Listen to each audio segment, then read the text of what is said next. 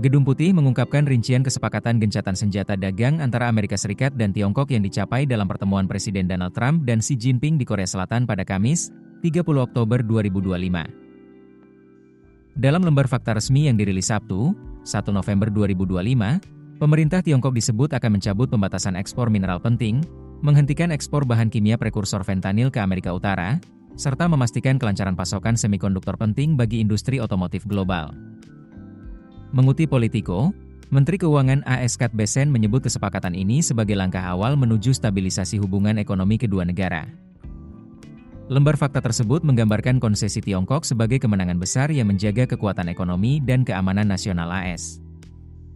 Namun, para China Hawk memperingatkan bahwa kesepakatan ini masih rapuh karena Beijing dapat sewaktu-waktu menarik diri jika merasa kepentingannya tidak terpenuhi. Salah satu poin utama perjanjian adalah pencabutan pembatasan ekspor unsur tanah jarang seperti gallium, germanium, antimon, dan grafit yang merupakan komponen vital untuk industri pertahanan, elektronik, hingga energi terbarukan. Tiongkok akan mengeluarkan lisensi umum untuk ekspor tanah jarang demi kepentingan pengguna akhir di AS dan pemasok global, tulis dokumen Gedung Putih. Kebijakan ini berarti penghapusan de facto terhadap kontrol ekspor sebelumnya yang diberlakukan Beijing pada April 2025 dan Oktober 2022. Langkah tersebut disambut positif oleh industri manufaktur AS, karena germanium digunakan dalam serat optik dan panel surya, sedangkan gallium penting untuk produksi chip dan teknologi 5G.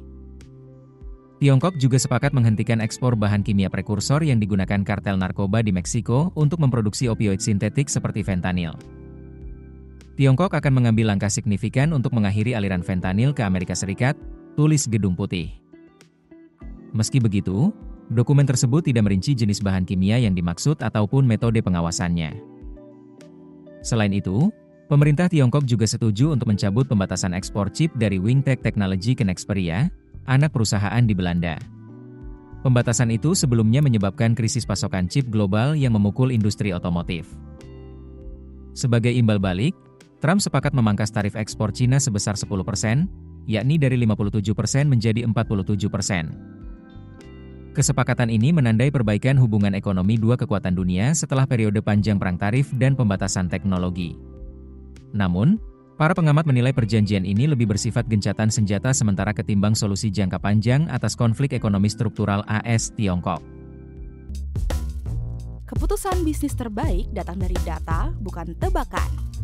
Mudah berlangganan Business Insight dengan subscribe with Google.